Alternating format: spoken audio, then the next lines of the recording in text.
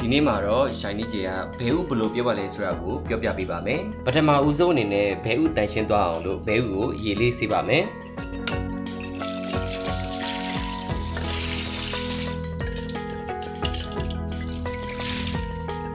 ဒုတိယအဆင့်အနေနဲ့ကတော့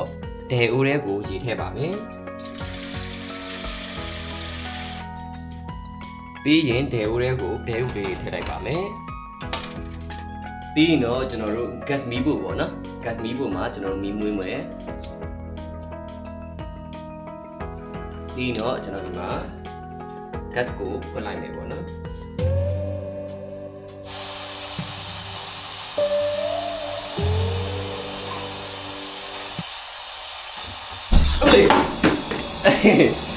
sorry gas ကနည်းနည်းများသွားတယ်ပေါ့နော်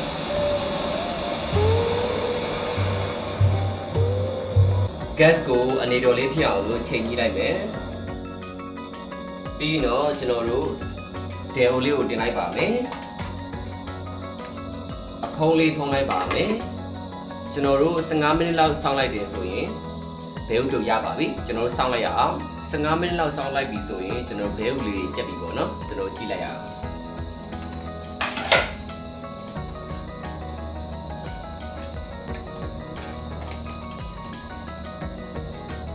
ကျွန်တော်ဒီဘဲဥလေးတွေကိုရေအေးလေးထဲမှာစိမ်လိုက်မယ်ပြီးရင်တော့ဒီဘဲဥလေးရေလေးအေးထဲမှာစိမ်ပြီးသွားပြီဆိုတော့ကျွန်တော်ကင်လို့ရပြီပေါ့နော်ကျွန်တော်ခွဲကြည့်မယ်ပေါ့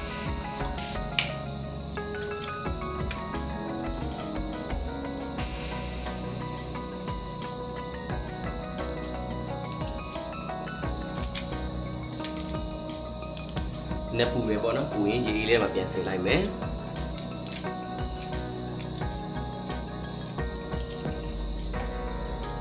ဒါဆိုရင်တော့ဘဲဥပြုတ်လေးရပြီပေါ့နော်ဘဲဥပြုတ်လေးကိုကျွန်တော်တို့စီနဲ့စားနဲ့ပေါ့နော်ကျွန်တော်တို့လက်ဆက်ဆက်လေးစားလိုက်တယ်ပေါ့နော်စီနဲ့စားနဲ့ဆိုရင်တော့သူအရန်ကောင်းတယ်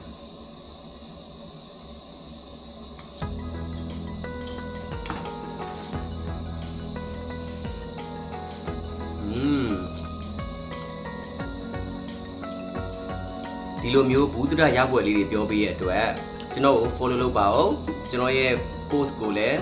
like share repost လုပ်ပေးသွားပါဦးကျေးဇူးအများကြီးတင်ပါတယ်